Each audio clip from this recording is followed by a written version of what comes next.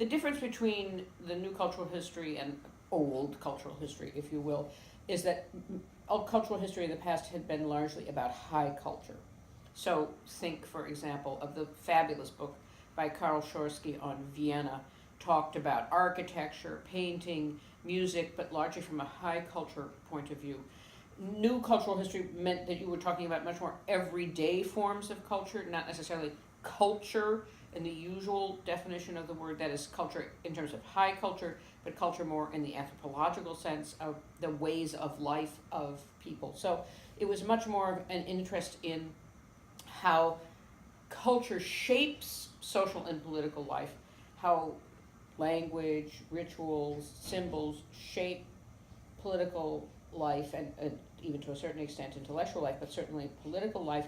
But these were not high level theories, and they were not high art necessarily, but rather everyday forms of culture, like the clothing that people wore, how they talked about their neighbors, how they talked about other social classes. So it could be used in any place, any time in history.